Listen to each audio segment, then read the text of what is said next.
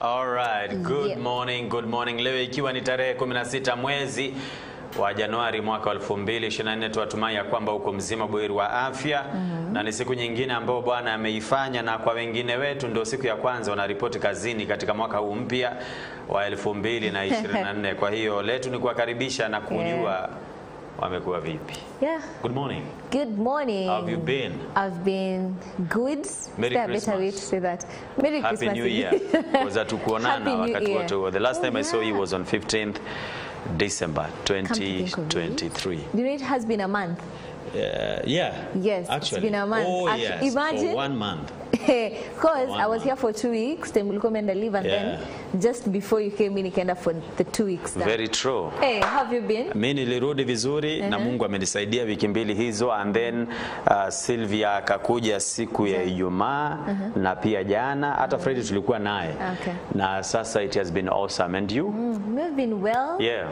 I've had, by the way, unaona kwa live zote zenye nimeenda last year, I think this has been, although ilikuwa extension ya last year, right? I think this has been the most effective and the best one. Okay. Kwa zote zenye nimeenda last year. Yeah. So I've had a good time. Good. Learned a lot. Yeah. So I've had a good time. All right. Na pia nimekuwa nikifuatilia show. Yeah. So it's been good kukua kwa team Raushwa from the other side. Yeah. From the viewers. When you become the viewer. Yes. I know the viewer wants to know how it has been, and also kupokea salamu kutoka kwako, and because of that the floor is yours. Wow, thank you so much. I'm very happy to be back. It's been 2 weeks, but 2024 has been a blessing so far. I hope that pia imekuwa a blessing to you, and you'd want to hear, okay, I'd want to hear, because I know already mshasema hapa kwa Raushwa, how you've been and how 2024 is going so far. For me, 2024 has been a blessing. 2024 so far so good, and I know that we are expecting much more from this year. So if it is your very first time joining us, my name is Rachel Kahogu. I'm still blessed. I'm still happy. I'm still the same person tulikuwa hapa last year, and I know that today we're going to be having an amazing time, a blessed show right here on a Tuesday. And of course, unajua Tuesday inakuanga ni siku ya relationships, so today we're going to be having an amazing discussion right here. So we are here from now mpaka 10 in the AM, so make sure you call other people ndio tubarikiwe pamoja. We say that Raushwa ni nyumbani. MBCI is where we transform lives by the grace of God. So karibuni sana. We're very delighted to be here. There you go. And Kamiti is my very good name. Na kuanzia sasa hivi tunaandamana vizuri mpaka wakati ambapo itatimu mida ya saa 4 asubuhi ya leo. Kuna mengi ambayo tumekuandalia, and of course siwezi nikasahau ya kwamba kama hukuweza kupata nafasi ya kutazama the Financial Monday yesterday tukiwa na Mr. David Mwangi, that conversation was very fruitful and it was an eye opener. Na swali ambalo tulikuwa tunaulizana jana ni kwa sababu gani unapata ya kwamba maazimio ya watu wengi ya mwaka mpya yanasalia pale. And Mr. Mwangi alitueleza mambo mengi zaidi, yale ambayo yanakufanya unakwama, unapata kwamba uko na resolutions lakini katika mwezi wa Disemba uko pale. Lakini leo ndani ya Raushwa tunaamini ya kwamba tutaweza kubarikiwa sana sote kwa pamoja, kuanzia kwa the daily updates, the Tega Sikio for today, na Tega Sikio ya leo ndio pia ina set the discussion that we are going to have. Let me tell you, tunajua kwamba Tuesday is all about relationships. Kuna mtu mwenye alikuwa na resolution ya kuwa katika uhusiano na ni kama mambo inaelekea kwenda mrama, na sasa akalalamika sana na akasema gai muti Davie na mimi kimeniumania kwa hoteli karibu ni jiume. You know, we'll be telling you, itakuwa ndani ya Tega Sikio, and then sasa that is the one yenye itakuwa the topic of today. And mwelekezi ningetaka kujua sana kama we have something from Sylvia, because leo huwa tunaangalia masuala ya mitindo. So when you are sure about it, just let us know. And of course the beautiful songs na kila kitu kitakuwa ni shwari kabisa. You are a Kenyan, and because of that you deserve to know what is happening in your country, na kujuza baadhi ya taarifa ambazo zimegonga vichwa vya habari, taarifa mbili kutoka hapa nchini Kenya na moja kimataifa. Na pia nikitumai ya kwamba katika muda wako kupitia MBCI Radio saa 6 dhuhuri, saa 10 alasiri, saa 1 jioni, saa 3 usiku, taarifa hizi utazipokea kwa undani zaidi, kwa sababu Vin Kim and the team wako ange kabisa kuhakikisha kwamba kila kitu kiko shwari. Natanguliza hapa kwa habari ambapo Tume ya Huduma za Mahakama JSC imewahakikishia Wakenya kwamba imeshughulikia madai yote ya ufisadi na utovu wa nidhamu yaliyowasilishwa kwake. Hakikisho hilo linakuja wakati madai ya kukithiri kwa ufisadi miongoni mwa majaji yamewaka moto. Akiwahutubia wanahabari jana, mwenyekiti wa tume hiyo ambaye pia ni Jaji Mkuu Martha Koome amesema kwamba JSC huhakikisha kwamba majaji na maafisa wa idara ya mahakama wanafahamu vigezo vinavyoongoza utendakazi wao wakati wa kuajiriwa kwao, ikiwa ni pamoja na kudumisha kanuni za haki na maadili ya idara ya mahakama. Na ili kudhihirisha utendakazi wake, tume ya JSC inasema kwamba katika mwaka 2023 ndo mwaka jana ilipokea jumla ya malalamishi 72 dhidi ya majaji. Malalamishi 13 yalipuziliwa mbali kwani yalikuwa nje ya himaya yake. Majaji 6 walitakiwa kujibu malalamishi dhidi yao, ila hali malalamishi 49 yanaendelea kufanywa tathmini ya awali na tume hiyo. JSC aidha imeongeza kuwa majaji 3 waliondoka katika idara ya mahakama mwaka jana, mmoja akiamua kustaafu mapema na 2 wakiondolewa kufuatia mapendekezo ya jopo maalum.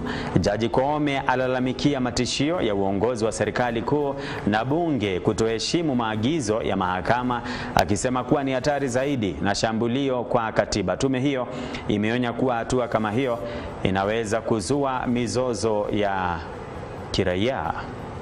Tunasonga mbele ambapo utoaji huduma katika hospitali ya Nakuru level 5 ulitatizika jana baada ya madaktari hospitalini humo kuandamana kulalamikia kifo cha mmoja wao. Mwili wa marehemu Daktari Laban Langat ulipatikana na maafisa usalama ukiwa umetupwa kwenye mtaro nje ya hospitali hiyo siku ya Jumamosi. Maafisa wa kitengo cha upelelezi DCI kwa sasa wanaendesha uchunguzi kubaini kilichosababisha kifo cha marehemu daktari huyo. Hata hivyo, akiwahutubia wanahabari, katibu mkuu wa chama cha madaktari na wataalamu wa meno KMPDU tawi la kusini mwa mkoa wa Bonde la Ufa, Stephen Omondi aliwashtumu maafisa usalama katika kaunti ya Nakuru kwa utepetevu na kulalamikia kuzorota kwa hali ya usalama. Omondi alisema kuwa haja ya kuwakinga wahudumu wa afya dhidi ya kudhuriwa sio tu hitaji la kimaadili bali ni haki kamili kwa kila mmoja. Madaktari hao wametishia kulemaza shughuli hadi waliosababisha mauaji ya marehemu daktari huyo wakamatwe na kuwajibishwa kisheria. Na katika habari za kimataifa ni kwamba walinzi wa kibinafsi nchini Uganda wamepigwa marufuku kubeba silaha hadi baada ya kumalizika kwa mkutano muhimu wa kimataifa unaoanza katika mji mkuu Kampala. Zaidi ya wajumbe 4,000 akiwemo katibu mkuu wa Umoja wa Mataifa Antonio Guterres na wakuu wa nchi na serikali watahudhuria mkutano wa 19 wa Jumuiya ya Nchi Zisizofungamana na Siasa. Mkutano huo unaendelea kwa siku 9. Kampuni zote za usalama za kibinafsi zimearifiwa kwamba kutokana na mkutano huo, harakati za walinzi wa kibinafsi kubeba silaha kama vile bunduki hazitoruhusiwa hadi mwisho wa mwezi. Tovuti ya habari inayomilikiwa na serikali ya New Vision iliripoti. Mkurugenzi wa polisi anayesimamia operesheni John Nwagira aliambia kampuni za usalama za kibinafsi kutii agizo hilo mara moja. Usalama umeimarishwa katika viwanja vya ndege, maeneo ya mikutano na hoteli mjini Kampala. Msemaji wa polisi wa Uganda Fred Enanga alisema kuwa hatua za kukabiliana na ugaidi pia zimeweza kuimarishwa. Rais Yoweri Kaguta Museveni atachukua uongozi wa vuguvugu lisilofungamana na upande wowote kutoka kwa rais wa Azerbaijan Ilham Aliyev. Hizo ndio baadhi ya taarifa ambazo zimegonga vichwa vya habari, and of course katika muda wako kupitia MBCI Radio. Taarifa hizi na zinginezo utaweza kuzipokea kwa undani zaidi. Na kwa sasa hivi tunaingia katika sehemu ile ambayo inajulikana kama tega sikio, tukaweza kutega sikio na kuweza kujua mambo kule nako. Mambo yako namna gani? Leo inawaka sana. There you go. Unajua, I'm already feeling for this lady. Jumesema ati unajua resolution yake moja ya this year ilikuwa ni dates. Naisha gonga mwamba. Jana tulikuwa tunaongea na Mr. Mwangi. Yesterday it was just a very real conversation, like no sugar coated, a good one. And alikuwa anasema mpaka utapata kwamba katika mwaka mpya kuna wale ambao wanapania, labda unasema kwamba hujatoka katika mipaka ya nchi hii, na labda unasema kwamba katika mwaka huu hata kama utakwenda Uganda ama wapi, ama kuna mwingine ambaye hajabebwa na ndege. Lakini kuna kitu ambacho akasema, sasa do you know why your resolutions zinabaki tu kwa resolutions and nothing? Akatoa an example akasema, for example, you want to go to the US, and that's good, na unasema kwamba you have a resolution ya kwamba utaenda US, lakini akasema hata ujui passport kama huwa inachukuliwa kwa hoteli ama ni kwa butchery, hata ujui embassy iko wapi, you know, and you are telling people that you want to go outside the country. How? Akasema kwamba ndivyo kuonyeshana ishara ya mapema, anza na kuwa na passport, jua kuhusiana na mambo ya visa and all that, jua hata embassy ya kule ambako unataka kwenda iko wapi, you know. Akasema kwamba mwingine anasema kwamba this year I want to own a car. Akasema kwamba hata ujui gari huwa linaendeshwa aje, hata una driving license. Are you joking? You need to get serious. You need to get serious. Sema kwamba unahitaji gari na mtu akikuuliza, oh, uko na driving license? Yes, I have. Umeenda mpaka driving school. Don't just say, you know. Akasema unasema kwamba this year you want to settle down, unataka uoe ama unaolewa, lakini ukikutana na mtu wa kwanza tu alafu it doesn't really work, you just give up. Na unasema kwamba ni kama ikuwa hii mwaka, you know, we try again next year. Na unajua miaka inasonga, siku zinaenda tu, na so it was just an eye opener. It doesn't really mean ya kwamba you have to rush, but also do the necessary yenye inaonyeshana ya kwamba actually what you're thinking about, you are going to achieve it. Kwa sababu faith without actions is dead. Yes. It's dead. Yes. Now, you have to do what you can do for now. Teka sikio ya leo sasa hii nayo, unajua kuna nyingine nilipeana hapo wakati wiki ya kwanza ile ambayo nimekuwa solo hapa tukizungumza na mtandao. It was just an amazing one. Na ya leo kama unavyojua ni kwamba kila siku ya Jumanne huwa tunaangalia mahusiano, na mahusiano ambayo tunaangazia leo ni ya this particular tegasikio, kwa sababu haya pia ndio yatakuwa yanatuingiza mpaka kwa the topic of discussion today. Okay. Now, there is this girl, ama there is this lady, you know, ambaye alikutana na msee, na kama unavyojua ni kwamba kwenu utaanza aje kudate mtu, si lazima mkuwe mmejuana. So this lady amekutana na huyu msee, you know, and then wakajuana ya kwamba oh, unaitwa nani? Naitwa hivi na mimi naitwa hivi, and then wakaanza kuongea tu as kama mabesti tu wa kawaida kabisa, and then along the way jamaa kampasu na akamwambia, mimi nikaulizwa, ningefurahi sana kama urafiki wangu na wewe ungeenda zaidi ya urafiki, you know. And this lady was like, okay, let's see, let's not rush, twende tu pole pole. Lakini huyu jamaa from the word go alikuwa ni mtu anapush sana, mpaka the lady is like, yo, relax, siendi popote, na nimekwambia ya kwamba I'm not seeing anyone, just give me some time. And the guy is like, how much time do you know, what are you thinking? Madam anamwambia, I have to pray about it, I want to feel right about it, so please give me some time. And the guy is like, are you okay, ama useme kama unitaki. Yes. So jamaa akaweka a lot of pressure, na kumaanisha kwamba, you know, he's very concerned and all that, and then finally okay, madam aliweza kushikilia vizuri kabisa, na akamwambia give me time. Jamaa bado anampea pressure nini, you know. Dem akasema sasa unipe pressure ama usinipe, sasa mimi nitaenda na my own pace.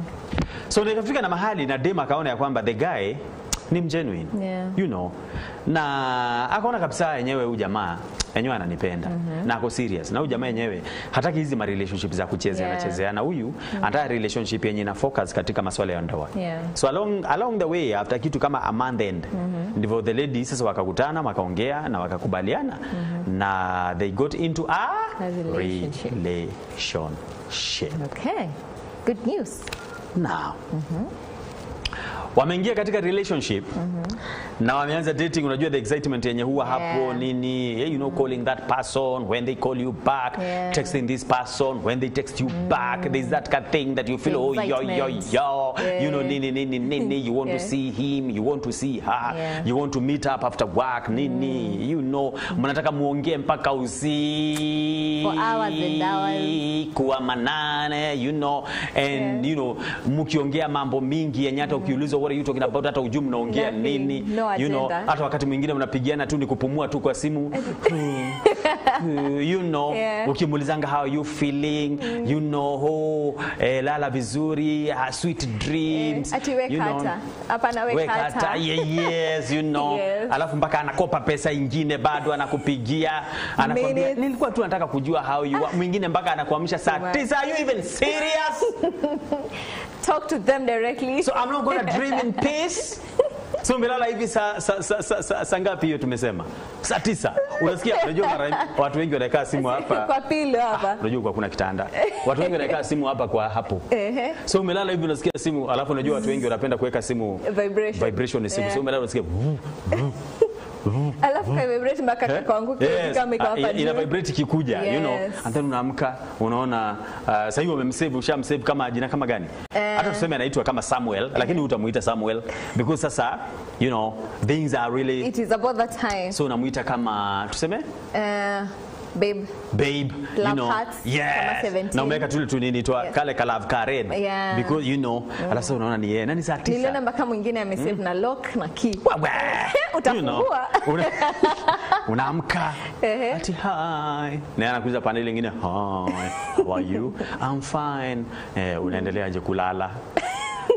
I'm just sleeping. What do you mean? Gogi, you know. So unaweza kuambia naendelea vizuri, a lot of nini, then to us maybe saa 10, anakuambia okay, lala hiyo masaa ingine imebaki, yet you're supposed to wake up at 4:30 I know. go to work. I know. And this is unakuja kazi, I don't feel like it's a problem, like, you know? It's fine. Yes, alafu nashinda umefuria watu because hujashiba usingizi, you know, alafu kidogo unaona tena you know, saa moja, how are you faring on? Hey, I'm good, I miss you too. You can't wait umalize your shift mkutane na. So huyo dem pia alikuwa hivyo, you know. Okay, Gwire, na mwelekezi tuwekee saa kama itawezekana. Lakini wacha nikuambie, along the way, after now they have started dating, baada ya time kidogo, unajua karakta yako, wacha nikwambie ukweli na nijiambie na hawadia viewer, hautaificha milele. True. Somehow utataka kuwa sana Alejandro. But kuna mahali tu mjogona inatokeleza uko ndani. We tell you. You didn't have to use that. So uta pretend mpaka vile ambavyo you don't know your mother tongue. Ushaona watu wanakatiana kwa Kisapere ama kwa Kikale? Ai wapi? English. Kiswahili hapana. Hakuna. Watu wakikutana kwanza kwa tu coffee tunaitwaje to restaurant. Tu coffee kwanza tu coffee tunakuwa na kamziki kame relax. You know, na tu vitu tunakuwa tuna semisako. Yes. Are you talking about a specific place? No, I'm just saying. And then wanna make sure matasi kama hii. You know, kwa coffee ya muonanagi direct. Unamuonanga na nikaa anapotea. So, wow. For that conversation to be fruitful, you really have to concentrate. Yes. Na kutumia zile words. Sorry? Yeah. Pardon? You know, but kwenye nini itatokea? Unasikia nini? Kwanza English inakwambianga you are on your own. Exactly. Meet me outside. You know, napaka unapata you are very patient, mpaka nini kiletwa. Menu. Haukimbii. Unaipitia tu pole pole. Unaipitia pole pole mkicatch up. Kabla the reality hits. Inakuja kama umeangalia sema easy hapana. So along the way, this lady akarealize jamaa karakta yake ameanza kuwa mtu toxic. Okay. Yani a small issue anaweza imagnify, you know, and then anashinda kwa issue hiyo moja. Even when the lady has apologized, bado anabaki hapo. The guy is still there na kushinda akimkumbusha. Really? You know? Aka realize imefika time when this guy calls and maybe the lady is not in a position ya answer, the guy gets offended. Really? You know, and the lady is trying so hard to explain, you know, nilikuwa job, and the guy is like, come on, really? Kwa nini inaitwa mobile phone? So you're supposed to be having it even when you are going about your business, and the lady is like, but kule ni kazi. And the guy was like, kuna siku unanipianga na kosa kupika. There's something there. The lady akaanza kuona kuna kitu hapa yenye sielewi. You know, wakitembea pamoja hivi, the guy is just hata vile ambavyo anaongea na wapita njia nini, akaanza kuona huyu jamani kama mpaka ako na anger issues.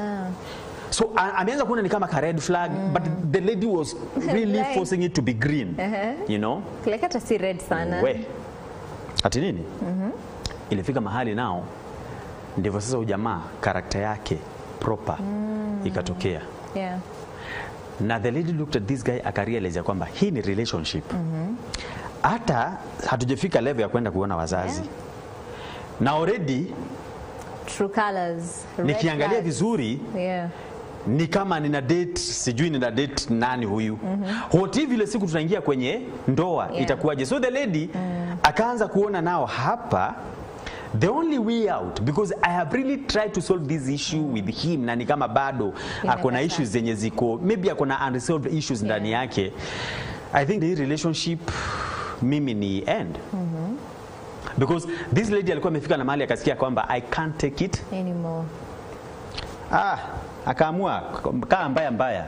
Kwenye akona police station, si nikumwambia tu, na hata kama akona police station akinipeleka, si nimeona huyu mtu kabisa ni baki nafika mahali sometimes the guy ni kama akaanza kuona mpaka huyu ni wale watu ambao wanaenda mpaka wanakuwa physical. Yes, she could tell. Kwani unahitaji kunijua kiasi gani ndivyo ujue kwamba mimi ni mtu mwenye nikiwa na anger I can do things. Kama tukiongea labda tunaongea na wewe hivi and then there's a slight disagreement na tuko kwa hoteli, then all of a sudden nimegonga meza. And then nasema, excuse me, but ni nini wewe? You know, you're supposed to know ya kwamba amegonga meza tukiwa date. Na akarusha hivi coffee inimwagikie. You know, yes, there is something. You know? So the lady decided to end that relationship. Na hakumficha, akamwambia now, forgive me, but even if you don't, I have decided ya kwamba this is not the way. Na sitaki relationship because nikiangalia huko mbele there's danger. And the guy was like, you know, what are you saying? You see that? That is what I'm talking about. What are you saying? After all the money I've spent on you? And the lady is like, kwani ni investments? Kahawa. Kahawa tunapia kwa bure. Am I not paying for it? So the guy became very na akaanza kumwambia weenda. We hata uwezi olewa. Weenda huko wewe. You're not the type when you're not. We kwenda. Yani the guy akaongea mambo. You know, tunakutana na wewe huku ukihangaika. Kwa unafikiria wewe ni nani? Nini he's akaongea mambo mengi. Ndio sasa the lady sasa akaona the real colors. Na akasema thank God alinienable kuona huyu mtu si mtu kamili. Waona vile story imeishia hapo. After some time the lady akajipea break. Na akasema kwamba I want to be very careful. Sitaki kutoka kwa hii relationship nikiingia kwa ingine. You know, ninatoka kwa ile naingia kwa ingine. Let me give myself some time. So akasema kwamba for around 6 months I don't want to hear anything from anyone. You know, because I want to really jua what I want. Yes. Miezi 6 ikaisha. And the lady is like, now I'm feeling, I think I'm okay.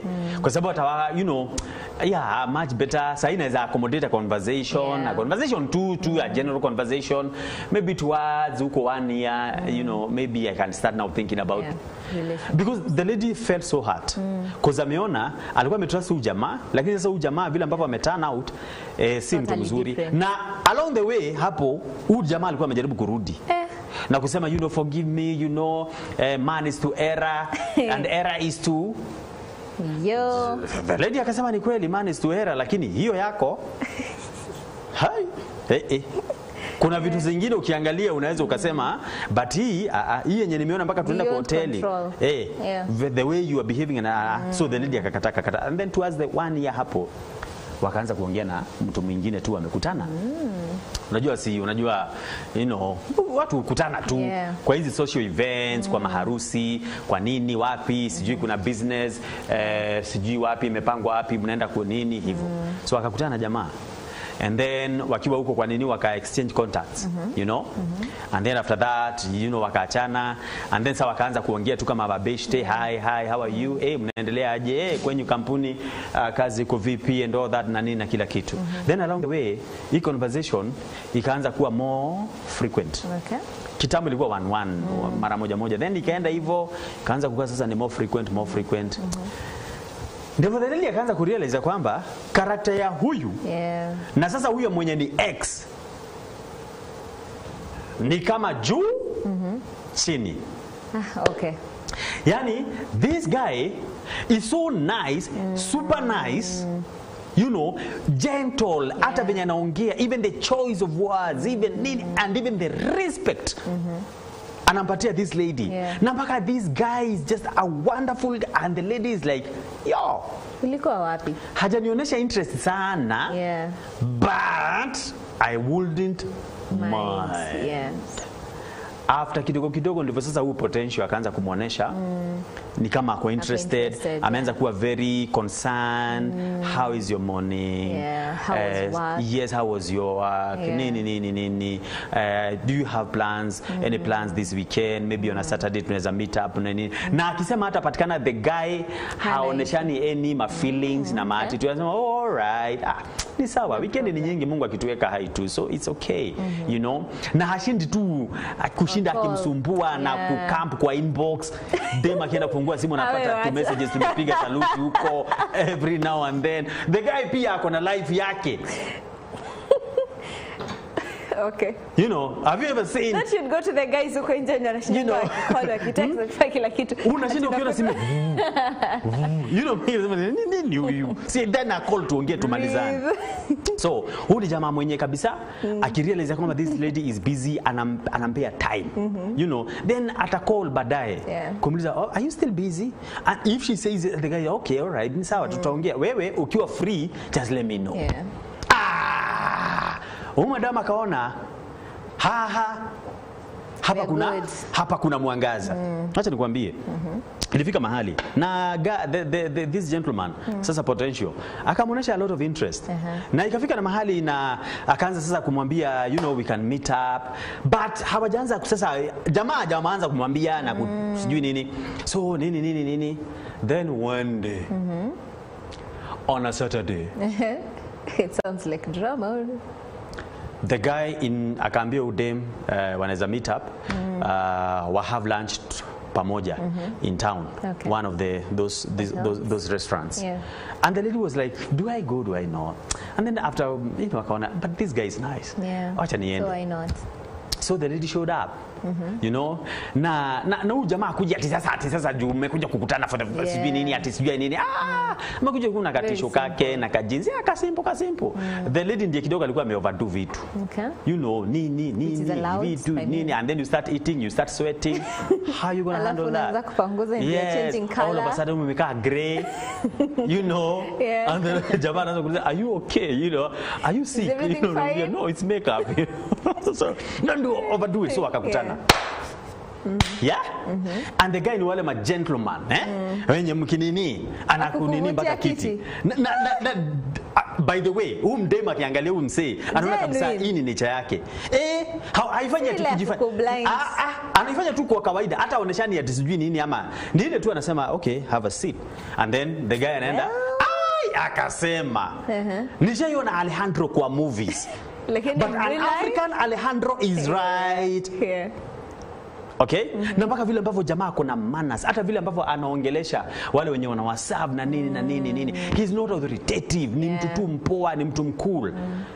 Wakiambiwa kwamba chakula is going to take some time, maybe like to pay like 30 minutes. The guy is just there relaxed. And then si wale wa kushinda kwa masimu, ameweka mpaka simu chini. And then si wale wa kuweka simu hivi, kama kadi.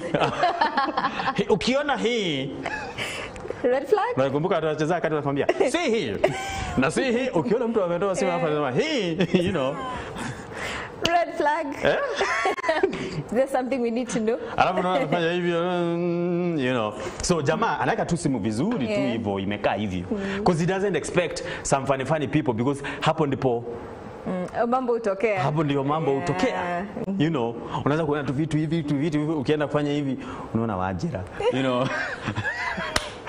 Na unajua ukijaribu kuchukua hiyo ya Wajira, things will really go south. Jamaa tu wako hapo. Then they now started having this conversation. They started having this conversation and stuff. And then it is feeling so good. Ako huyu hata akaniuliza leo mama. Be good. Huyu hata sitaji, si nimemjua for some time. Huyu. The African Alejandro right here. You know? Alejandro, so kwa ile hoteli wako acha nikuchoree mpaka picha. Ile hoteli wako ni ile yenye inakuanga na ground floor, alafu kuna stairs mnaenda na hapo juu. So wako na hapo juu. Okay. You know?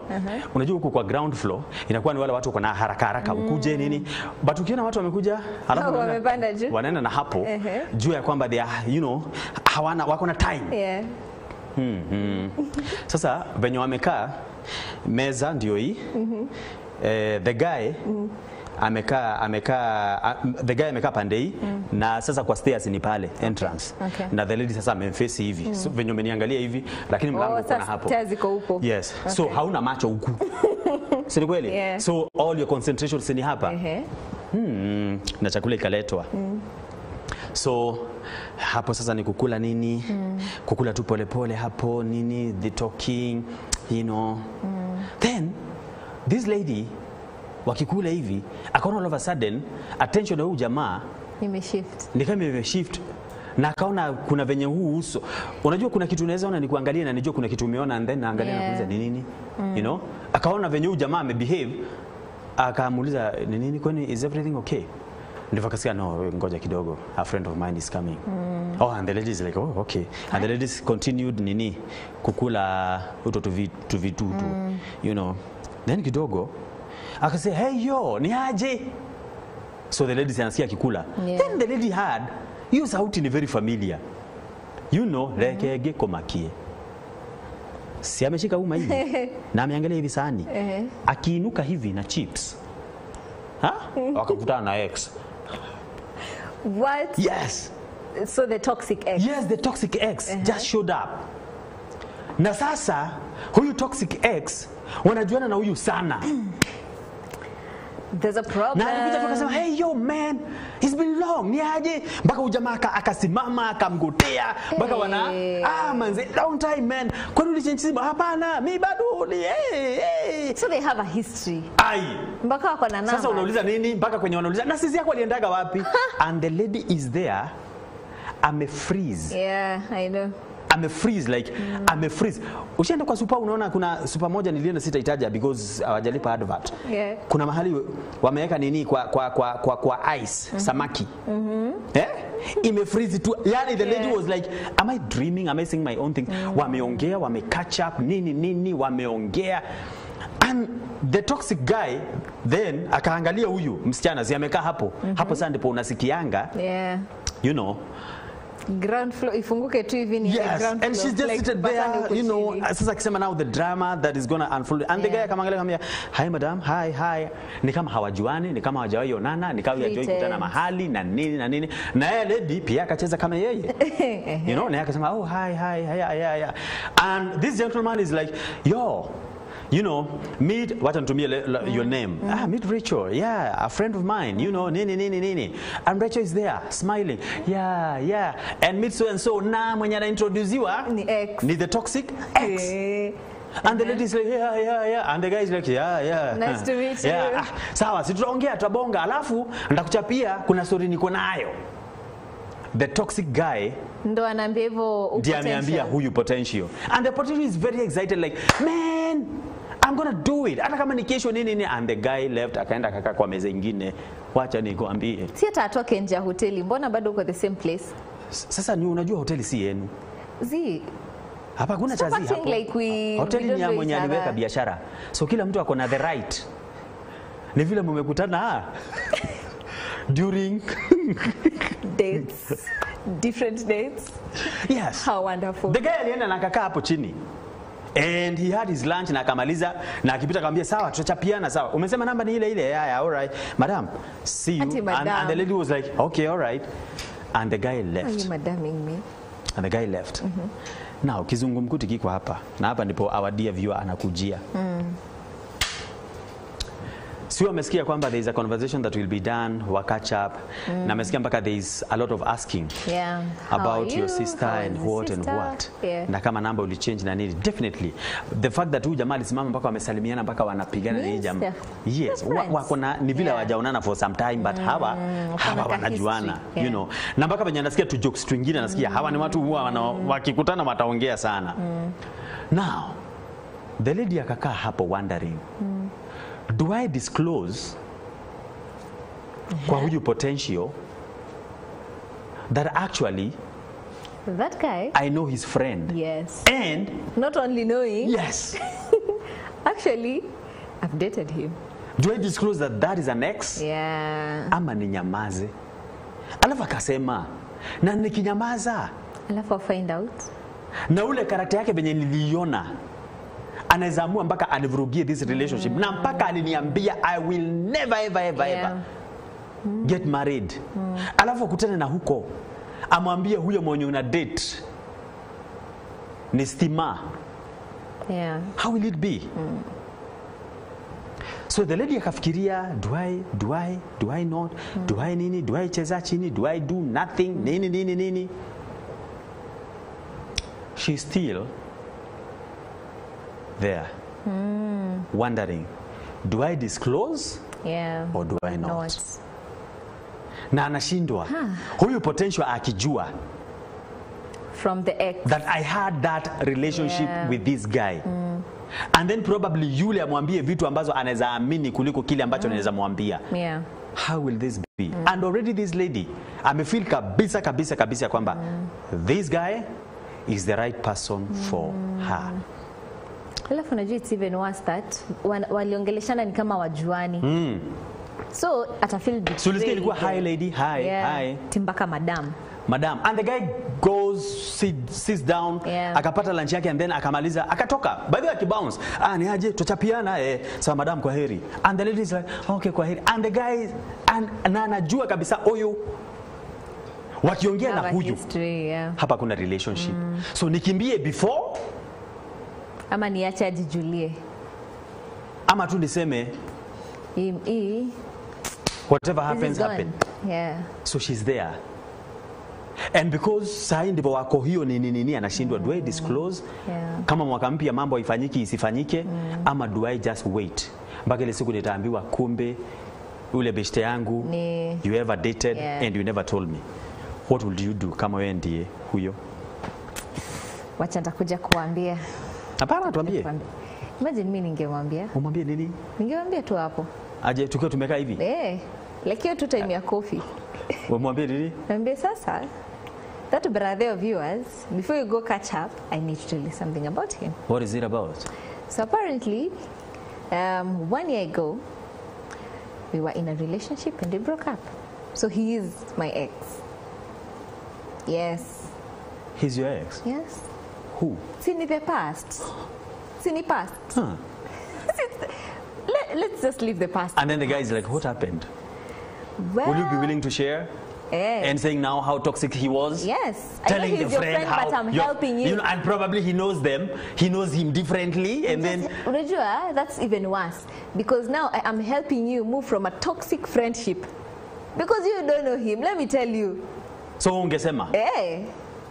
Me, I'll just tell you. Let me just help you get out of this toxic friendship and also disclose something that probably you need to know even as we continue being friends. Imagine I'd say. So you'd prefer siseme? Simini ni swali nimekuuliza. I would say. Nitawaambia tu. Kama ndio the last time acha tutukule. Tukitoka alafu akuulize mbona mmebehave hapa ni kama amjaionana. Si nimekwambia he's toxic. Ni yeye ndo amebehave hivyo, so I had to. I couldn't bring it up akiwa because I know his character. And maybe the guy knows him differently and he's like, you yenye unasema ni toxic. I think you are the toxic one because the way I know him. So you don't trust me? Acha kunihoji. Sini kusema tu ninasema like some of the possibilities from this guy. So wewe ungeisema? Mimi ningeisema tu. Okay. Imagine I would. But I don't to hear what the because I know she's watching, yeah? Yes. So unaweza sema? Kama na advice, in fact, chukua saa simu mpigie. Exactly. Chukua tu simu mpigie. Mwambie, I want us to meet, blah blah blah. It's an emergency. Before you receive that other call, it's an emergency. So can we meet like for an hour? We go sit down. Mwambie, now I need to tell you something. So nimwambie the friends, blah blah blah. We dated. He's my ex. Nini nini. So kama una shoot, just go right now. But if you're willing to listen to the whole story and stay, please stay, knowing that he is my ex. When I didn't know you before. You don't know? Eh? I didn't know the potential. I didn't know the potential before. So, yeah. What do you think? Mtazamaji, hebu tuambie. Do you think kwamba this lady, like the way Rachel is putting it, go ahead na aseme, you know, that friend of yours is my ex, na that relationship never worked because he's toxic. Yet ameona vile ambavyo hawa wawili wameongeleshana na vile ambavyo wamecheka ni watu wenye kabisa wanajuana vizuri sana, like you know. Aamue tu kama mbaya na mwaka mpya ama iende aje. Tell us what you think, because this is the conversation that we are going to have, and what if akisema and then the potential. Aamue, I don't trust you anymore. You're a liar. How does that go? So let us know through our numbers. Ambazo ni zile. All those platforms. 0721-105-105, 23814. Okay, 0721-105-105 on WhatsApp, 23814 on our SMS code. We're live on Facebook, on MBCI TV. We're live on YouTube, MBCI TV official YouTube page. So if you text for any of those platforms, you'll be able to get your message. So tell us, what do you think the lady should do? Ujeke kwa shoes of that lady, then tell us what should she do. Na anangoja, so please help. Yeah. Yes. Na leo ni siku ya Jumanne, na Jumanne huwa tunapata mitindo. Kwa sababu afya ni kesho, siku ya Jumatano, sio? Yeah. So na mitindo huwa inatengenezwa na Sylvia Wanja. I don't know if you have it, but tutakuwa tunajua. But tukirudi hapa, that's the topic that we want to have. Na pia kuangalia the possibilities. Yeah, maybe the reaction from this potential. And how do you handle such a situation? Kama wewe ndio ungekuwa huyo madam, what would you do? You know, na then ama ukwe wewe ndio huyo jamaa, then sasa huyo madam akwambia kwamba you are a very good friend, is my ex, and the reason is why that relationship never worked. By the way, should the guy ask why they parted ways? Is it important to know why a relationship never worked? It is. It is important. What if you're sitting with the reason why the relationship didn't work, and you're there trying to build something with someone who's the toxic person? Is it okay to find out why? Yes, it is. Really? Yes. If you have an intention. And giving details. Because I don't think. Write an essay. You talk about it and you know he was toxic like this and that he did this and that and that and that. I feel like if the two of them are planning to build something, I strongly believe the guy has a both sides. Akona right ya kuuliza in case akiambiwa aulize why it ended. Yes. Ama tu aseme that was the past. Let the past be the past. What if it come up tena? What if now this gentleman goes and asks, because most definitely unajua unafikiria tisaji umemwambia ni kama hata waikutana. Unajua lazima wakikutana because of that awkwardness, lazima sasa you know atamwambia by the way na ule madam nilikutana tuko hivi na aliniambia na unajua men atauliza when what happened, and then now the guy starts, let me give you the tea. But it's better kwa sababu already akona info from the lady's side. Kwa sababu I'm very sure if they're actually good friends, lazima tu notice some red flags here and there. Ile probably as they're just talking, I may realize uko na anger issues. You can, you know. Okay. Kama haja notice yeye ndo akona shida sasa. Wacha tuinformiwe, tusikie how that's gonna be. Na mambo itakuwa ni shwari kabisa. Leo tunaangalia mambo ambayo yanaendana na meza ndani ya mitindo. Tukirudi hapa tunakuja kuangalia hizo jumbe na pia kuulizana, do you think it's very important kushinda ukiexplainia mtu why your last relationship never worked? Tukikutana kwa hoteli ni kama tumekutana na DCI. Tumesema kwa nini hivi wako unajua alinini alafu so anawana ganda alafu does it really ama nini na mimi huko unanijua wakati unakuja kunichimba nini but it's important because what if whatever happened was your fault, have you worked on it? Who? Kama whatever happened then the reason for the breakup ilikuwa wewe, unajua it's not every time that reason ya breakup ni the other person, so lazima uchimbe past ya mtu. Kama wewe ndo the toxic one, why do you want to drag me into your toxicity? See you tomorrow. Okay. Don't go far. Go for a short. Arudi katika muda usiokuwa mrefu.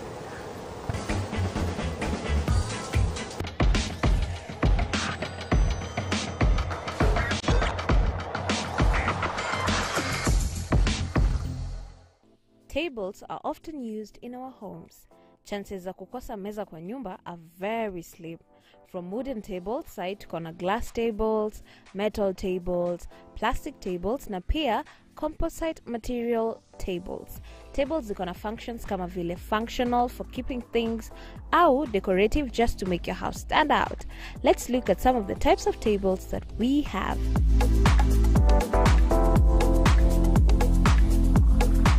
Kwanza kuna dining tables.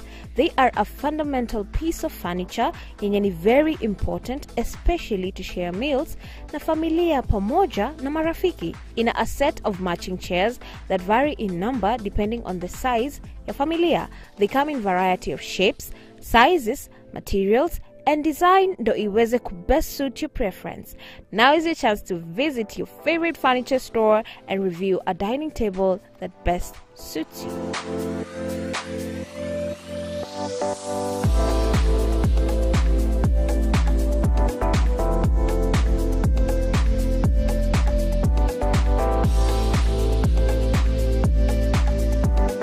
Pili ni drop leaf table. It's a type of table lenye iko na hinged leaves or extension zenye zinaweza kukua raised au lowered ili ku-increase au ku-decrease table surface area. Hii meza ina save space kwa sababu hii flap inaweza kuwa folded and expanded to accommodate more people in case upate more visitors. Ni versatile na zinaweza kutumika kwa dining area, kitchen, desk au decorative furniture.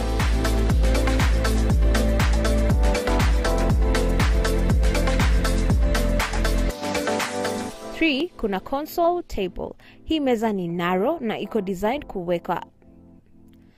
Kuna console table. Hii meza ni narrow na iko designed kuwekwa against a wall au entryway au hallways au other places kwenye spaces are limited.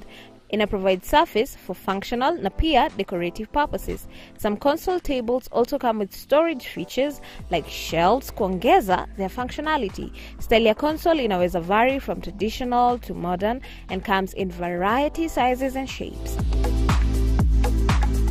4. Kuna coffee table. This is a low table placed in a living room or lounge area. Iko usually placed in front of a sofa or any sitting arrangement na iko made of a variety of materials.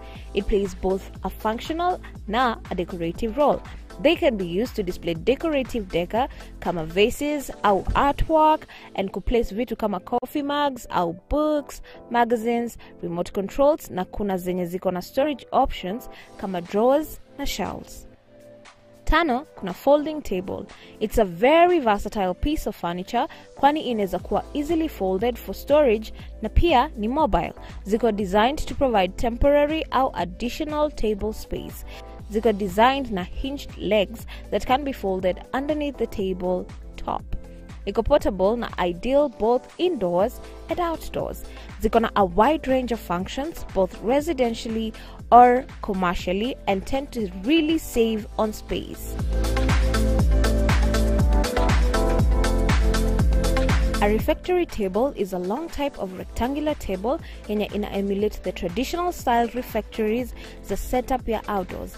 Ziko characterized na their simple and sturdy designs na ziko made of materials kama vile wood.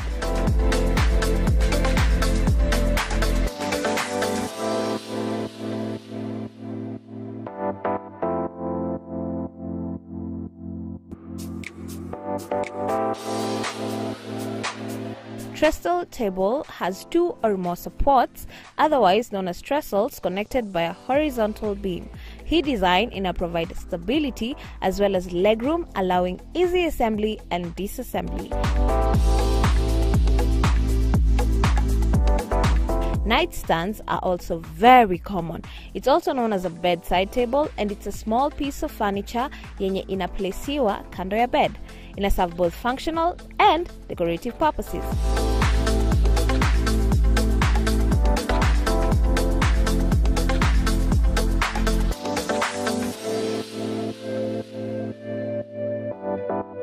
Tables are a very key element of our interior decor, therefore tunafaa kupay special attention to the table furniture that we decide to use in our houses. Maintenance pia ni muhimu, kwa hivyo ukipurchase meza, choose one yenye you can maintain and one that is within your budget. This marks the end of today's segment. See you next week only on your favorite show. Kwaheri!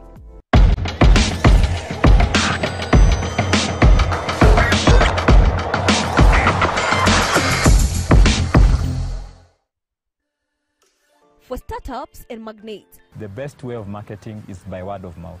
So the best way to encourage word of mouth is proper execution. Taking risks, that one is inevitable. That is the first initial thing that you need to have. Join us as we explore the exciting world of entrepreneurship, innovation, and business strategy. You must do it with many people. You can't do it yourself.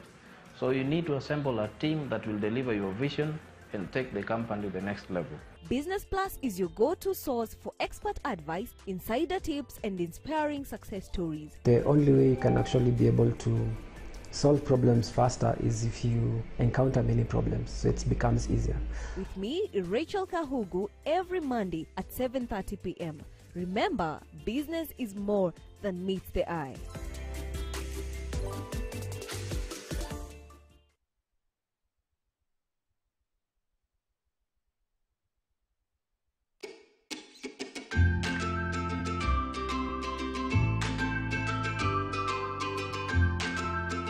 Hi there, my name is Perpetual Nyambura and I love cooking. We all love art and we all love good food. Yeah, ukiwa na passion ya upishi. Yes. Hii inasaidia sana. Kwa sababu kuna watu hupika just for the sake. Mulo Wetu introduces you to creativity in meal preparation. Don't miss a fresh episode of Mulo Wetu. Kila Alhamisi 7:30 to 8 p.m. Marudio yake iko hapa, that is Friday from 2:30 p.m. to 3:30 p.m. only on MBCI TV.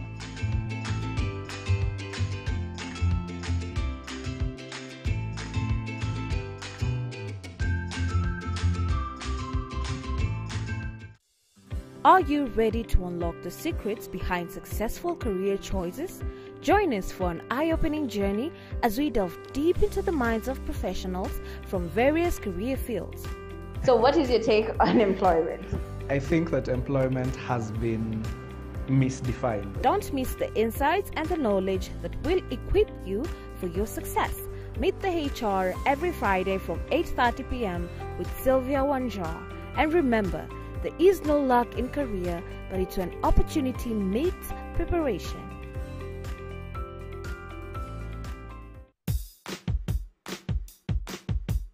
Get ready for non-stop adventures and lots of fun!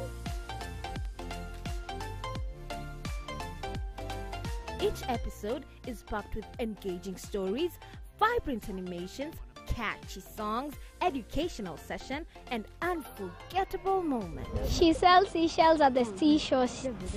Hey! We inspire and empower young minds as we develop important life skills while having a blast. Join us every Saturday on your favorite channel from 9:30 a.m. as we have an amazing time. Don't miss out! Experience a journey of spiritual elevation and immerse yourself in the most uplifting worship moments.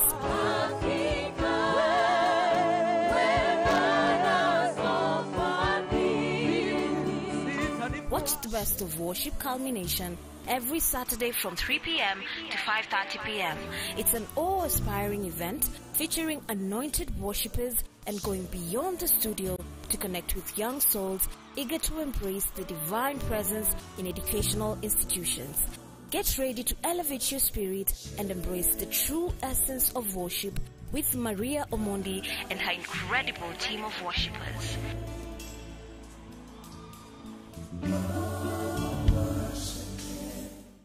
Usimiss kwenda mbinguni. Mabiti na makeki. This is serious. Doctrines continue to differ. So let everybody examine their doctrine. Debates are on the rise. Sodom, this was the same thing that is happening today. And the information is plenty. People go to the wrong sources expecting to get the right answers. Amidst all these, what is the truth? This judgment is not based on sin. The Bible is clear, and there is an answer for every query. Ask the Ministers of God show every Saturday, 8:30 p.m. The Virtuous Woman Show brings to you authentic stories from all women of all walks of life. You start going to the bar to watch football. Yes. And you started just as going to watch football. No. I was intentional. Why do you want to kill these babies? And I'm looking at him and I'm asking, what babies? Through their experiences, we are able to enlighten and encourage each other. He strangled me, pushed me to the ground, and the first thing he asked for was my M-Pesa PIN. He proposed, and that's when I said, people will come to understanding and knowledge that this one, she's not just a religious woman. She's a called woman. Catch the Virtuous Woman Show every Sunday from 6 p.m. with Sheila Juma. In a world filled with secrets, betrayals, and unexpected twists, two sisters about to collide in ways they never imagined, lighting a fire that will shake their lives to the core. And now, there's the old cycle of pain and betrayal. Yet, a new challenge is at hand. Join Hadassah on a journey of redeeming her destiny every Sunday at 7:30 p.m.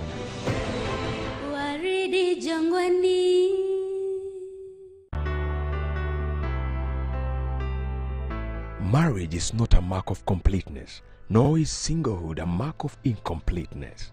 Most people look forward to married life, but when is the right time to start a relationship? The two shall become one, isn't it? A man should not do this, a woman should not do this, I would say, unless it is a function. These others can be negotiated. Marriages are meant for us to enjoy and not endure one another. For better, for worse. That is what we call an affirmative covenant. Are we showing fidelity? Don't miss the Marriage Classroom to learn more about relationships and marriage.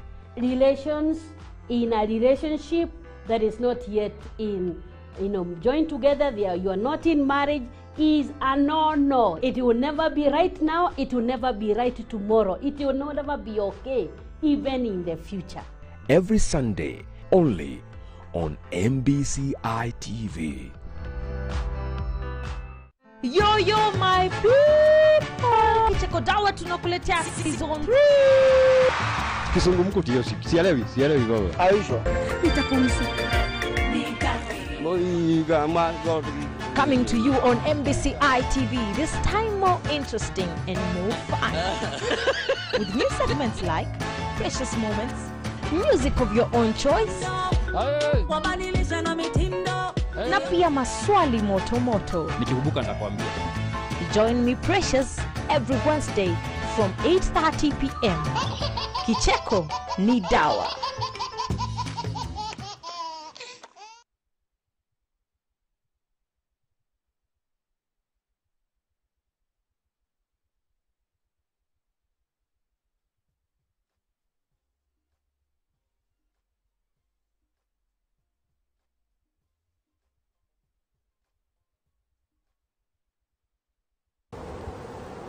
Kurudi tumerudi na ndo sisi hapa baada ya kutoka madukani. Na pia hatujakuwa na madukani bado. Ilikuwa tu ni kukuonyesha baadhi ya vipindi ambavyo tunavipeperusha hapa. Madukani itakuwa ni saa 3 wakati ambapo zilikuwa zimekatika dakika 20. Na tuko hapa because tukasema kwamba Tegasikio leo ndiyo inatuletea even mada ambayo tunafaa kuijadili na kuangalia ya kwamba unapokutana na mtu na labda uhusiano huo unaweza unashindwa kuendelea, alafu baadaye unakuja unaingia katika uhusiano mwingine, alafu unakuja kugundua ya kwamba yule ambaye umeingia katika uhusiano naye ama karibu naingia na uhusiano naye anajuana na yule ambaye ni your ex. What do you do kama huyu dada sasa yuko pale anashindwa? Nimwambie ya kwamba huyu rafiki yake ambao anasalimiana hapa mpaka kukumbatiana ninamjua, na pia nimueleze kile ambacho kilifanya uhusiano wetu au kuweza kufanya kazi, ama ninyamaze kama mbaya. Wacha nikwambie jumbe ambazo zimeingia hapa ni nyingi, toka tunaziangalia na kujadili zile ambazo tutaweza, ndivyo tujue what are you supposed to do to make sure ya kwamba you have set the record straight, ama ni kusema let the past be the past. Ita resurface where? Ita resurface kwa conversation tu mahali. Ukiacha iko the past, ndio maana mimi nasema mwambie sahi. Amwambie tu kama mbaya. If bad.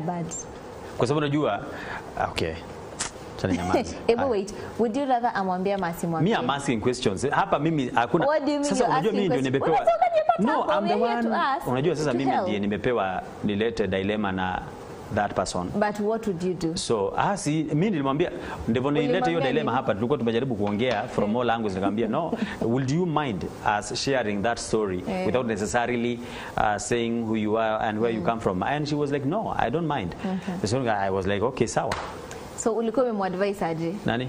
The lady. We were just having nitakwambia baadaye. Wacha kwanza tusikie watu wanavyosema. I'm really waiting to wacha kwanza tusikie kile ambacho watu wanasema, si ndio? Yeah, niko nasema praise God committee Kahugu. Amen. Huyo demo amwambie potential ya kwamba jamaa alikuwa ex kama mbaya. The truth will set her free because huyo toxic ex anaweza enda haribu zaidi wakibonga na potential. Anasema so kama ni wake hata muacha, na kama ni wakwenda aende mapema, time is money. Nitabeti from Nyeri. Okay. So kama ni wakwenda aende mapema. Haya, then kama atamwambia, swali langu ni hili. Amwambie na so much details about what was there and how it ended up. Like ni kama narrative venye nimenarrate Tegasikio. Depends kama the guy atauliza for more details. If the guy is not interested, we leave it at that. Would you feel safe when the person that probably unamwangalia hivi unaona kwamba you can get into a relationship with starts interrogating your past? How would you feel? Interrogating because imekama up. Hebu kuariri wewe.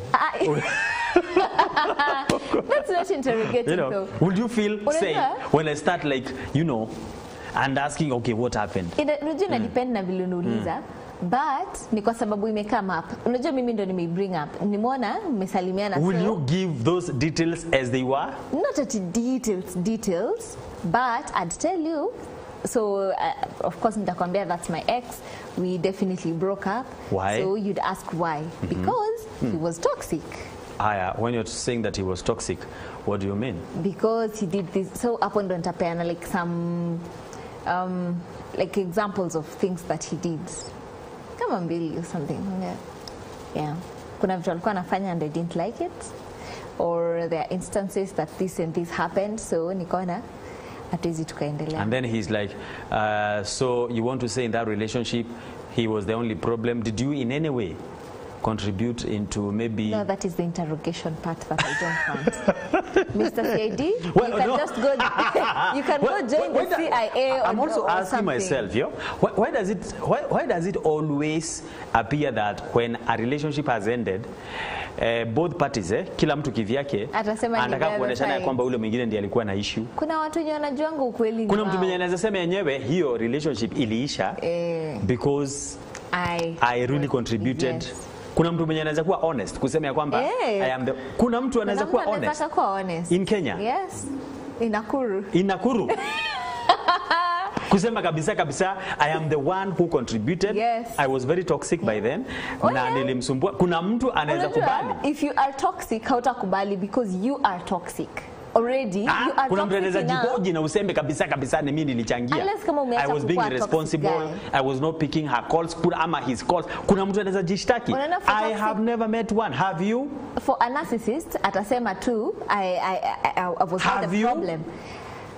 Nimemit watu wenye wamekubali they were the si watu, but I know kuna mtu ashakubali it's the problem, but it's not about being toxic. Because for a toxic person, you are already a toxic person. Yeah. So utakubali you're always aje. on the defensive. Yes. So utafilingi ni kama wewe ndio victim in everything. But do you know in most relationships hakuna mtu mwenye anakubalingi ku take responsibility. Na hizo zilikuwa zinaenda mahali. That did not nini. Kila mtu anasemanga ni the other person. Yes. But come to think of it, most of the times both sides kuna two issues because no one is perfect. So both sides kuna kuanga na issues. Ni vile side moja inakuanga lot of issues than the other. Weightier issues. Inakuwa weightier issues. Alafu most of the time mwenye akona shida mingi ndio anakuwa kichwa ngumu. Ndio anakuanga tu hapo hataki kuambiwa anything. So that person you can't hata hizi kubali ni yeye. Like you see what this toxic guy did? Temenye alikuja kuambiwa ati now I'm leaving, I don't think I can. Alimwambia you just go. Hata utawaelewa. So akaanza mpaka kukaa. Sasa unaona ikifika hapo unaona this is someone who is beyond probably. So you expect him to kawe ati akubali ati I was the problem. You guys wait until Jesus comes. But now ujue pia ni vizuri kujua kwamba kuna watu ambao wako na two faces. Okay? They behave in a certain way towards a particular person, but unaweza pata kwa ubeshte yake huyu mwenye sasa una date. He is the nicest guy. That is why unaona mpaka ile furaha wako nayo mpaka talking.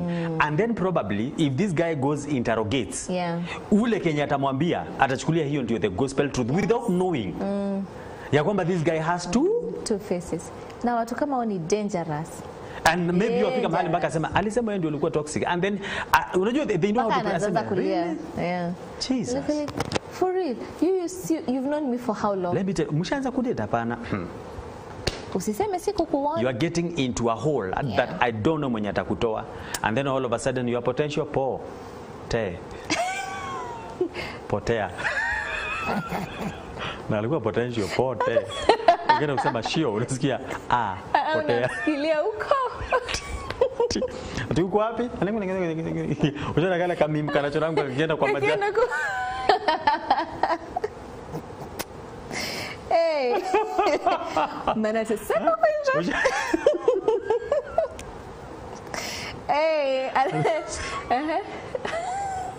Soma zako. Anasema I would have told him that he had an affair with a guy. Anaitwa Virginia from Nyahururu. Amesema tu hivyo.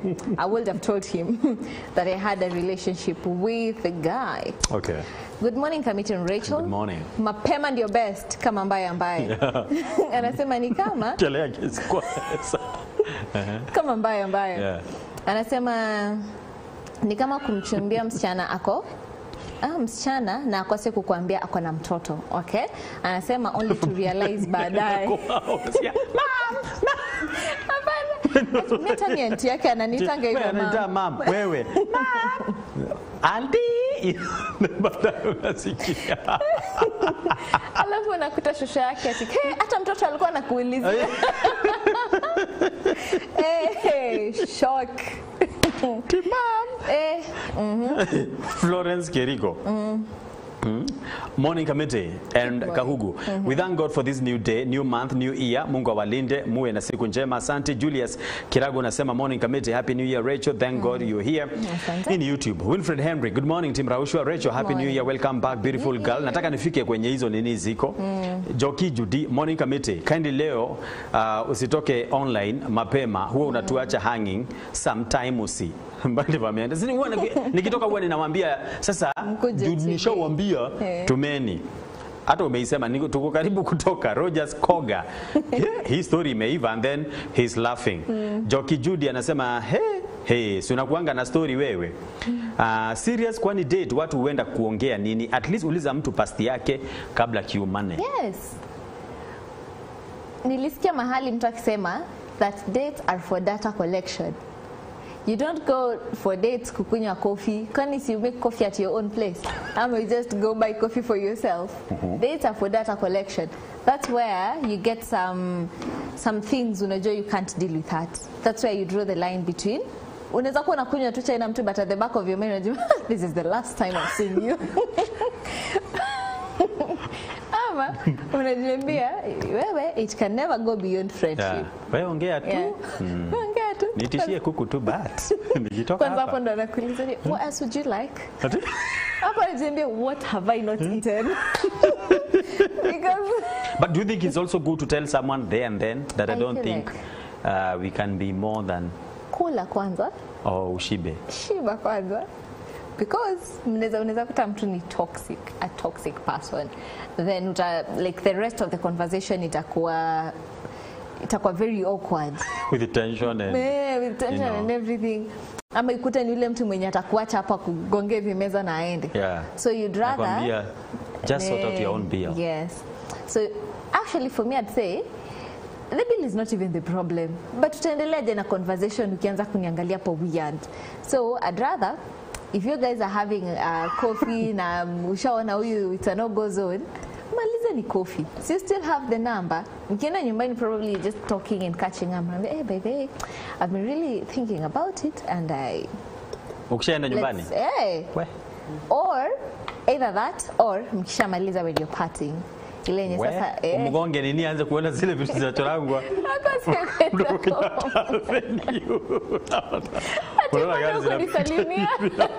What I was saying at that time blurry.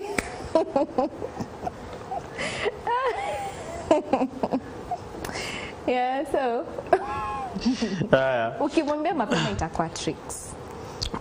Usigonge mtu hivyo mkiachana ati ndivyo unamwambia na ni kwenda unamwambia but if you're not okay naweza kushika mkono mpaka kwa gari.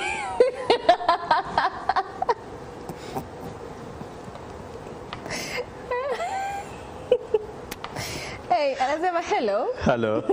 Mimi ningemwambia tu ukweli and the reason why ningemwambia tu ukweli and the reason why we parted. Hakuna mtu mwenye hana ex. So it's okay. Okay. Yes. Kamiti. Mtu akukupenda atakupenda hata akijua ukweli. Aseme ukweli na asimfiche. Kama mbaya. Uko naye? Leo mmetumia hiyo phrase. Anasema hello my people. Praise the Lord. Amen. Asema the lady should tell the potential because the simple things can go vile at a regret later. Anasema I'm talking out of experience. Mimi sahi niko single because of such a thing. Alinyamazia. Anasema she might think she's preventing the past from the present but we achunge asienda kama mimi. Fear exists. Okay. Yes. Anasema Julius, okay, wanaongea do you know how jealous men are? Itakuwa ni balaa sasa before he heals. So nafikiri kwamba anasema labda huyu akianza kusikia Enaeli, hujambo? Labda habari ya mwaka mpya ni nini? Ongea habari ya mwaka mpya. Ndio anatembelea mwaka mpya. So anasema ati ni kama anasema men are jealous, maybe akiambiwa kwamba alikuwa na huyo ex na ni bishte yake. How does that work now? Will he not feel like men are jealous, but it's better you have dated my friend and then now you're seated here waiting for me to tell you that I love you? But I feel like we're kwa tu jealous uko but tunajua ukweli. Even God is a jealous God na anatupenda bado. Yeah, but sasa unajua uko na mwingine? Yeah, anasema good morning Kamiti and Rachel. Good morning. Hey, serious. Anasema hii ni serious. Anasema kwani maana ya kwenda date ni nini? Si ni kuulizana mpaka past ya mtu. Mimi singemficha. Junecha yangu si kuficha mambo kama mbaya na afadhali mtu anapenda openness. Atajua mimi sipendi kuficha mambo na ndio imeshikilia marriage yangu mpaka saa hii. Niko kwa marriage for 31 years. Yeah. So yeye anasema ukweli usemwe mapema. Kwanza yeye anasema openness ndio imeshikilia marriage yake. Yeah. So it's a thing. Okay. Yeah. Margaret Mbugwa unasema kwamba tell the truth and the truth shall set you free from Narok. Kwa hivyo wewe kwa njia nyingine unasema kwamba amwambie kile ambacho kilifanyika na the ex na aseme mpaka vile ambavyo alivyokuwa toxic maybe and if need be aeleze maybe mpaka so the details and stuff. Do you think it's important to tell the details or you just say alikuwa toxic, you just know. Na akiuliza how, umwambie enda Google characteristics of a toxic person, the way they behave and what they do. He was one, you know, those characters. Utaziona hapo. Google. Kwa sababu sasa kupeana details hapo anaweza feel ni kama ninamchomea, yet I'm just telling the truth. But if you insist, if you want me to tell the details, I will. So nitakwambia tu hivyo. I'll tell you the details if you insist. But I can tell you for sure, if you want the details, utafeel ni kama ninamchomea, yet I'm just telling you the truth. Okay. And because you guys are friends, you can just go and try, get it from your own source. But I have told you what I have to tell you. Okay. Yes. Asema, good morning, Kamito and Rachel. I will tell the guy the whole truth. What if someone changed? Now amechange in how long? No, labda alichange. Si achange akurudie wewe na wewe. No. Labda alichange. He's a nice person and the way the friend knows him and what you're saying he is like. So, amechange kutoka we break up na sahi amechange. Nani? Ama ni nani? The ex amechange. So you want to believe ya kwamba an ex can never reform? Nini uko na issue na ex? What? No, they can reform. The point is, kuna watu wanakuanga comfortable with how they behave. Who? Kuna watu watakuwa comfortable na this toxic ex, probably with the way. Because personalities are different. They are different. Sure. But it doesn't mean that this ex has changed. But do you know people can change? People can change, but let me tell you, a character is very hard to uproot. But after 6 months that you may change and now you are such a gentleman. But God changes people. Go lie at that.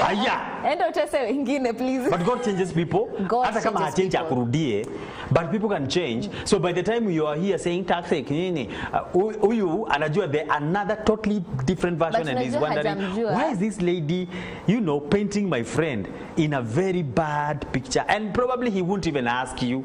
Hajamjua 6 months ago, right? From how they're talking, you can tell they've been friends for quite a long time. This guy, by the time to on a date, alikuwa toxic. Hata kama amechange in the 6 months, which I don't think amechange, but just in case God has changed the hearts of this guy. Yeah, it's for his own good. For his own good. Okay. Not for the friend. Me, we are dating, maybe I'll just tell you, Mimi, I'll advise you, be friends, but draw boundaries. Because this is not the Alafu but when you are planning for the wedding, the guy has suggested ya kwamba he'll be one of those guys who atasimamia. Ni sawa tu atasimamia, me don't care. Why? No, as in not in a bad way. Ndani ya neti. Not in a bad way. But tutatafuta tu ya mwingine ya kusimamia, not mine. I don't think. Kuja tu kule mchele, but see you later. Anasema Favored Makena, I will tell him the truth and nothing but the truth. It's to him to choose. Kama ataamini ama hataamini. But mimi nitamwambia ukweli, ndivyo anasema.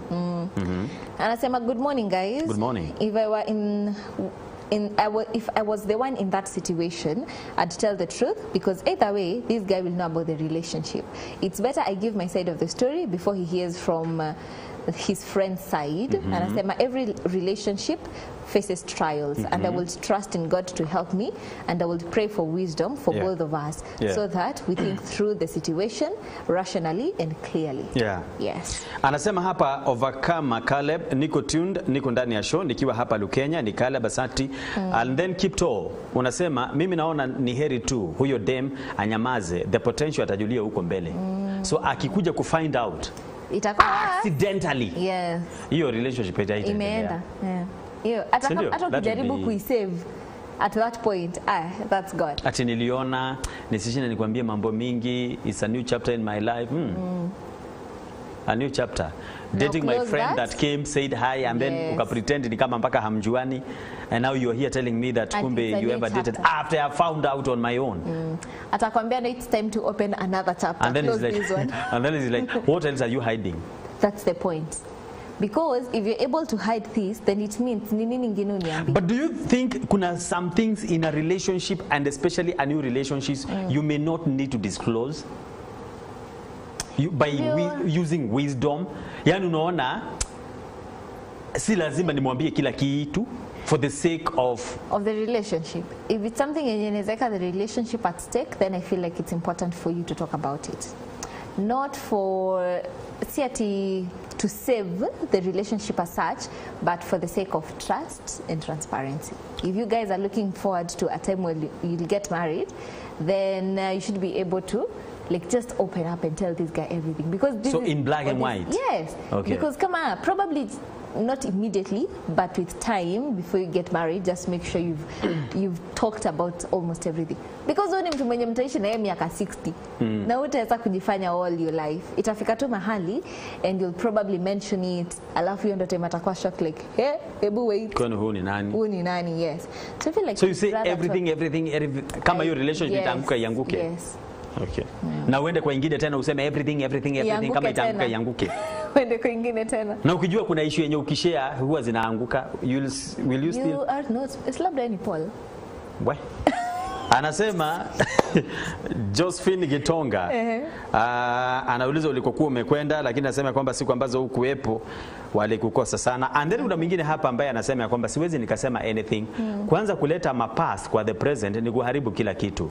Huyo madama nyamaze tu. Beshte yake wacha akafaindie kwenye anajua. Si hata yeye alikuwa na past. Kwani mimi tu nitashare yangu na yeye hawezi kushare yake. Kama I'm gonna open up, lazima pia na yeye open up. But don't wait for me to start saying oh a toxic friend nini. Atajulia kwenye atajulia. Alafu mpaka akasema pole. Hiyo ni kama kuna sorry. Kwani kuna mahali labda kuna mahali kimeumana. Kuna mahali kwenye let me ask. Mambo haikuenda venye. Aichangia that kidogo. Changia. I feel like you see Kenya nasema si lazima I tell them everything. Just say what is. Unaona kama we are talking about this one specifically because amerealize wanajuana na ameona wanajuana. Na amejua hapa. It won't go for long. Yes. So definitely atajua. So what's the point ya kungoja ajulie mbele? Kama unataka ku build trust.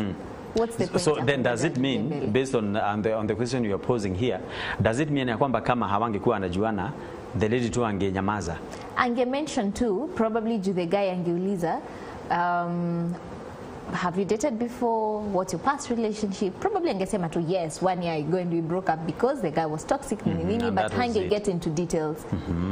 But sasa hii, it's crucial because it's someone mwenye anajua, they're friends. Ingekuwa someone else na huko angesema tu I was in a relationship that ended in general too, that ended 1 year ago, something happened and tukwa tunaelewana so but sasa this one is very crucial because it's something that wame meet. Yes. And they are good friends based on how you have seen. Yes. Na ndio maana haongelei any other relationship ashaikuwa nayo, anaongelea this one specifically because this one inaweza haribu relationship yake. Sure. Okay. Anasema good morning Kamiti and Rachel. Good morning. Anasema the girl should just display the truth. For you to sustain hypocrisy, you have to devise ways to sustain it. What? Like lies and playing more hypocrisy. The devil will find ways to manipulate the girl. Anasema if the promising guy is hers, he'll still come back hata akikasirika. So just tell her the truth. Yes. You can continue because I know you have quite a number of them. Anaitwa Masilini Minza. Masilin. Anasema natoka Kisumu City. Praise the Lord Kamiti and Rachel. Anasema welcome back, we missed you. Asante sana. Anasema tega sikio, lesson fully learned. Anasema mimi kama huyo dem singoji maji ya mwagike juu hayatazoleka. Kaende Zuba utapata si wako tena. Mimi niteleza huyo jamaa kila kitu kuhusu my ex, ndio hata wakikutana vile wamesemezana at least huyu new catch atakuwa amejua ukweli wa mambo. Sio hakuna siri chini ya jua. Anasema relationship plus lies is an ex. Ukweli usemwe. Yes. Okay. And then we have Teresa Maitai, Kamiti and Kahugu. Unasema Maitai Wamboi kutoka Kitale. For me, I can take that as a good chance to know how can this man handle such a silent situation. So meaning hawezi sema. Sindio? Atibu? Anasema, for me I can take that as a good chance to know how can this man handle such a silent situation. I think anasema ata take advantage of that, so atamwambia ndo aone vile the guy ata react. Aone vile the guy yes. So that's very good aone kama he's a good ni mtu mwenye huwa na process mambo in the right way. Yes. Okay. Monene Nelson, best things, past is good. Past is gone and everybody has a past. True. But share your past is the best thing in order to build trust kwa kila mmoja and also to heal. So nasema kwamba yaliyopita yamepita ndio, lakini ni vizuri kuyazungumzia, ndivyo sasa pia kuwe kuna kuaminika katikati yenu ya kwamba mshasema hakuna kitu kingine kitawahi kuja na moja anaanza kuuliza yule mwingine, how come I never knew about this. Yes, yes. It's very important. Yeah. Anasema good morning Rachel and Kamiti. Good morning. On the Tegasikio, if I were the lady, I would tell the truth to the current guy. If the guys are friends, that means they talk, or they might, or they will talk. Yes, definitely. Let her say the truth, why it did not work between them, and see how the guy takes it. It's important to let the person you're dating know why your last relationship didn't work out. Be authentic and see whether they accept you. So even if you are the cause, just say you are the cause? Just say it, and then see if they'll accept you and help you to work and grow in some areas if you are the wrong person, if you did wrong. Kama ndo ilikuwa the cause for the breakup. Yeah. So just see if this guy will help you work in the areas that you are wrong. Yes. Can you go sit down with someone somewhere in a hotel as you are talking, umwambie, you know, my last relationship ilikosa ku materialize because I became very toxic. If you've changed, because I don't believe, if I know I'm toxic, I don't think it's right for me to just get into another relationship again before I work on myself, right? Yeah. So if I have worked on myself, you will say that I was a very toxic person, will you? No, let me bring this point. That's the importance of being friends with someone kwanza. Because if we are friends and we are not talking about these things, it will be easier for me to compare, by then the last relationship like I was crazy, I was doing this and this and this, but may change. You know, if we are so you already, mention it in a way atajijazia, ajue you are a toxic person, but when you unaileta like in a way, because now we are friends and you can talk about these things. I have a friend mwenye anashinanga kiniuliza, what has God delivered you from? Because most of the people wanapendanga kusema I was the good person in the relationship, ule mwingine ndo alikuwa toxic, ule mwingine ndo alikuwa na issues nini. But wewe, what was your problem? As it's true the relationship didn't work, but what did you realize about yourself in that relationship?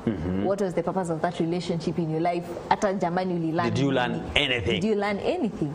Ama ulitoka tu hivyo na unaenda into the next without. So you can say kama ndo ulikuwa the toxic one, you can just say, but in a nice way, sugar-coated way, yes, but akajijazie na huko akiwa peke yake. Yes. And if you know there's still some areas that you need to work on, kama ni mtu mwenye bado niko na hasira. Yes. Unaona watu wanasemanga mimi kuvunja thamos is not a hard thing now. Ukiniambia I'll be like, okay, utavunja thamos huko kwa wenyewe, si kwangu. Naambia tuende madukani and then tukirudi tutarudi na mengi zaidi, because the SMS si nyingi, hata hatujamaliza kuzisoma. Tutahakikisha tumesoma zote, but tukirudi tutarudi tukiwa kwa Facebook na YouTube, because also tutarudi na nyimbo, because we also want to enjoy ourselves, kwa sababu pia najua kwamba tumeengage tu sana, and we need you know aka point ka kupumzika kidogo and also to praise the Lord. Ndivyo tukuje Rachel aweze kutumalizia all those SMSs, because they are very very many, so that towards the end tujue kwamba ukishakutana na mtu and there is something that has ever happened in your life, in your previous relationship, how do you handle that without necessarily also making this new one ikuwe ni kama sasa itasuffer because of your past. Don't go too far. Hiki ni kipindi cha Raushwa.